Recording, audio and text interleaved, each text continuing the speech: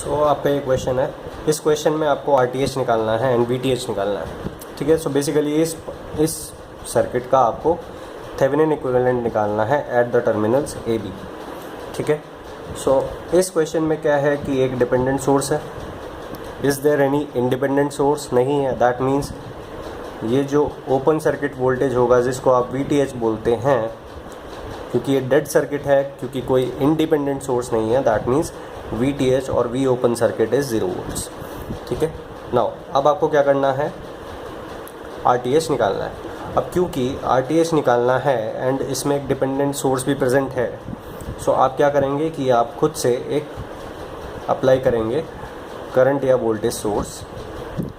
ठीक है, and you will observe V/I ratio as per source sign convention. ठीक है, सो सोर्स के हिसाब से आपको देखना है। सो मैं क्या करता हूँ, मैं लीनियरिटी यूज़ करता हूँ। सो मैं खुद से एज्यूम कर लेता हूँ दैट जो करंट है that is 1 ampere. So current 1 ampere मैंने खुद से एज्यूम कर लिया।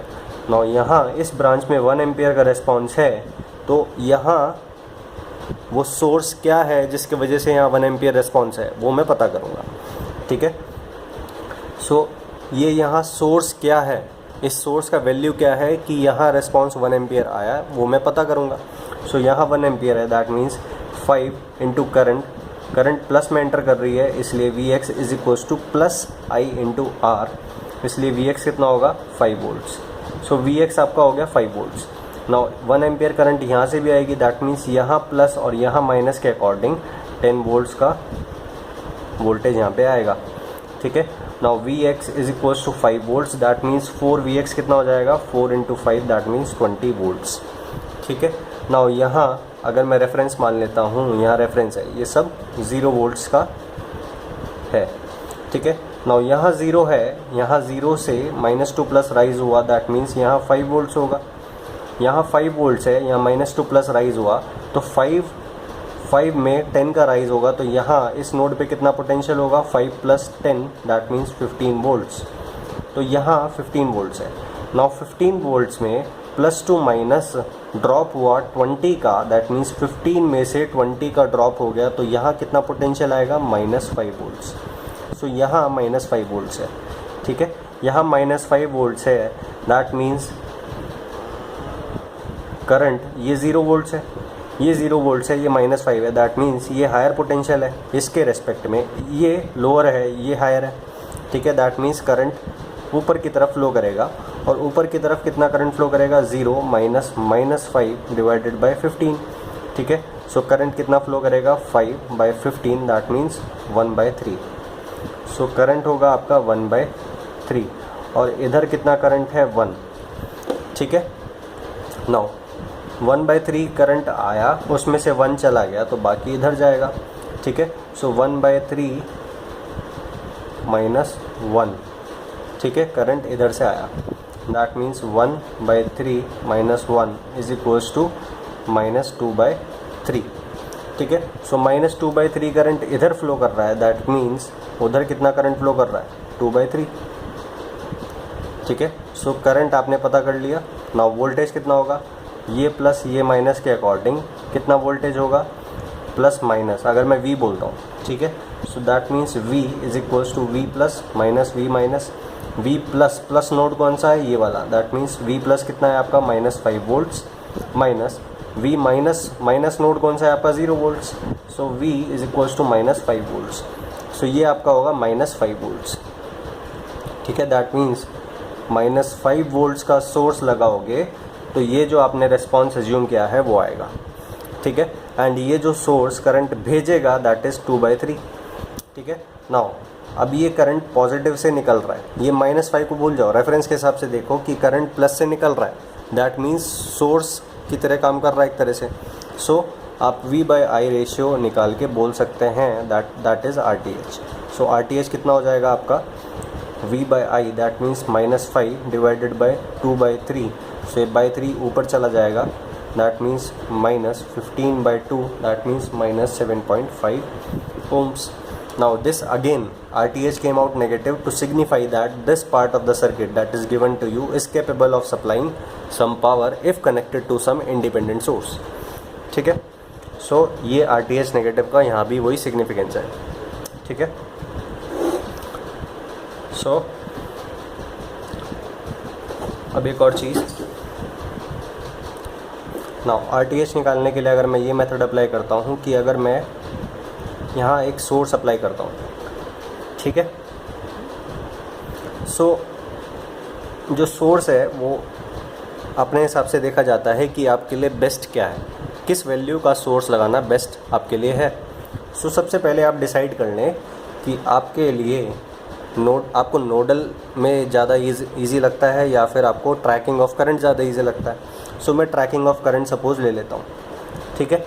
और अगर ध्यान रखना, अगर आपको वोल्टेज लेना है सो बेटर है कि आप यहाँ जो वोल्टेज लें वो क्या लें, 15 वोल्ट्स लें, क्योंकि अगर आप 15 वोल्ट्स वोल्टेज सोर्स लेते हैं तो ये 15 इसके अक्रॉस आएगा, तो ये जो करंट लेगा ये इंटीजर वैल्यू करंट लेगा 1 एम्पियर, ठीक है।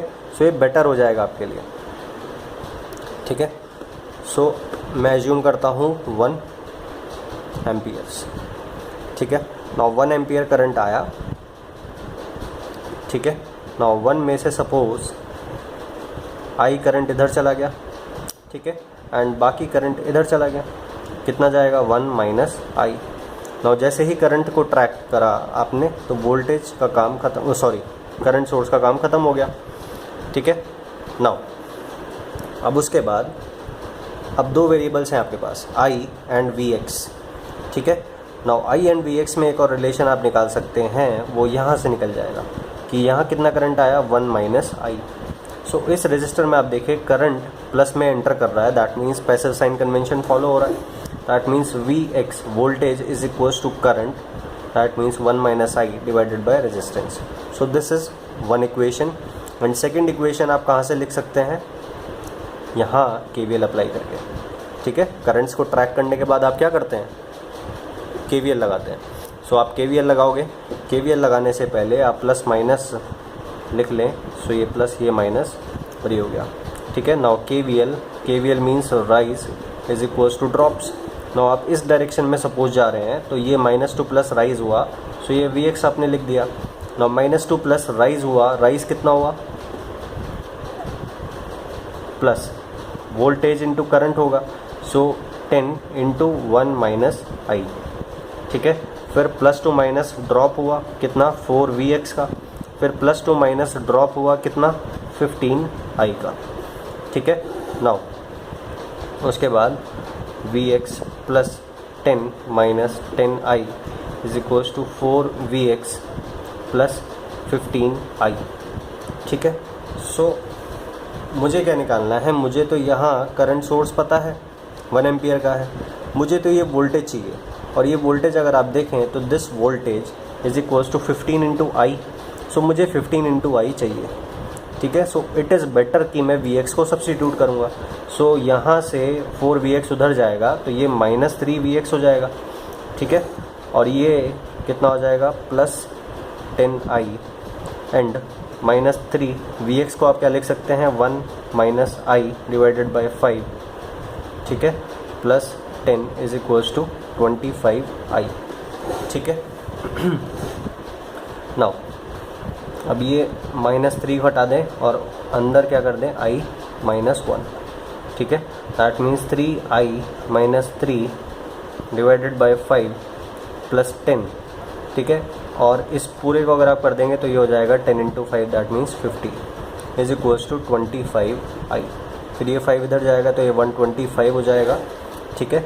और ये 125 माइनस 3 कितना हो जाएगा आपका 122 आई इज इक्वल्स टू दिस, और ये कितना हो जाएगा 47, ठीक है,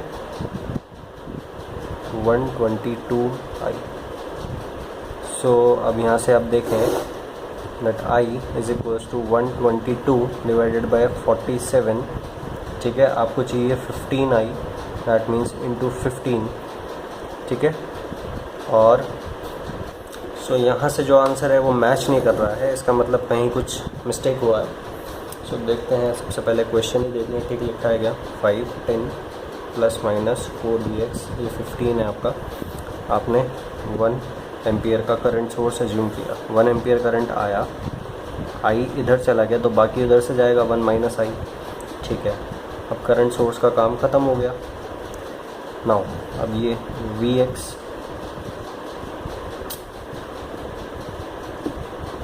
x is equals to 5 into 1 minus I.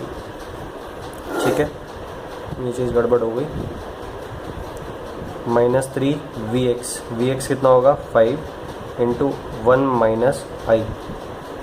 ठीक है, सो ये कितना हो जाएगा 3 इंटू 5 15 और माइनस अंदर जाएगा तो आई माइनस 1 हो जाएगा plus 10 is equals to 25 I. ठीक है, that means 15 I minus 15 plus 10 is equals to 25 I. अब ये 15 उधर जाएगा तो ये कितना हो जाएगा 10 आई। ठीक है, सो ये 10 आई हो गया और ये हो गया आपका -5। That means I is equals to -5/10 कितना हो जाएगा आपका -1/2 एम्पियर्स। ठीक है, नाउ आपको चाहिए 15 आई एंड दैट इज़ वी, तो वी कितना हो जाएगा -15/2 that means -7.5 volts. Now so ये आपका करंट सोर्स आपने जो लिया था 1 एम्पियर, उसमें प्लस माइनस के अकॉर्डिंग वी आपका कितना आया -7.5। करंट प्लस से निकल रहा है रेफरेंस के, इसलिए आप V/I ratio that means V/1 is equals to RTH बोल सकते हो। ठीक है, सो V कितना आया -7.5 और वही RTH होगा, that means RTH is equals to -7.5। ठीक है, सो आप कैसे भी निकाल सकते हो। जो मेरा तरीका है लीनियरिटी वाला वो भी आप यूज़ कर सकते हैं, जो मुझे बेटर लगता है टू फाइंड आउट RTH। ठीक है, और आप बाकी जो नोडल और मैश एनालिसिस है कुछ भी अप्लाई कर सकते हो आप।